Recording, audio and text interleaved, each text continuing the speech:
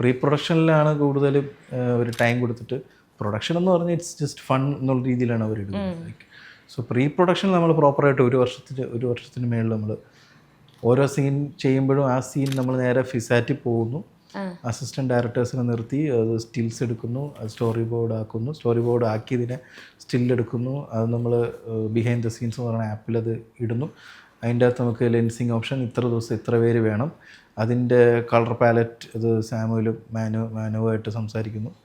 ഇതൊക്കെ already decided. Like നമ്മൾ ഷൂട്ടിന് രാവിലെ വരുമ്പോൾ എല്ലാവർക്കും വ്യക്തമായ ക്ലാരിറ്റി ഉണ്ട്. ഹോൾ ടീം, ക്യാമറ ടീമിനും ഡയറക്ഷൻ ടീമിനും ഇവർക്ക് എന്താണിന്ന് ചെയ്യാൻ പോകുന്നതെന്നൊക്കെയുള്ള ക്ലാരിറ്റി ഓൾറെഡി ഉണ്ട്. ഇല്ലെങ്കിൽ എന്ത് സംഭവിച്ചാൽ നമ്മളവിടെ വന്നിട്ട് വേണം പറയാൻ. ഇപ്പോൾ ഈ ക്ലാരിറ്റി ഇല്ലെങ്കിൽ നമ്മൾ വന്നിട്ട് ഇതൊക്കെ പറഞ്ഞു കൊടുക്കും, പിന്നെ അവരത് കണ്ടിട്ട് അപ്പോൾ അത് അത്രയും ടൈം വെറുതെ പോകും. ഓൾറെഡി ഇത് അറിയാമെന്നുള്ളതുകൊണ്ട് രാവിലെ ഒന്നങ്ങ് തുടങ്ങിയാൽ മതി. പിന്നെ ഈ എന്താണ് തലേന്ന് നാളെ എടുക്കാൻ പോകുന്ന സീൻസ് നമ്മൾ ഷൂട്ട് പാക്കപ്പ് കഴിഞ്ഞിട്ട് നാളെ രാവിലെ ആദ്യം എടുക്കാൻ പോകുന്ന ഷോട്ട് ഏതാണെന്ന് തലേന്ന് പോയി ഫിക്സ് ചെയ്യും. അത് യൂണിറ്റിലുള്ളവരെ വിളിച്ച് കാണിക്കും. സോ നമ്മൾ വരുമ്പോഴത്തേക്കും യൂണിറ്റിലുള്ളവരെല്ലാം ലൈറ്റപ്പ് ചെയ്ത് വെക്കും.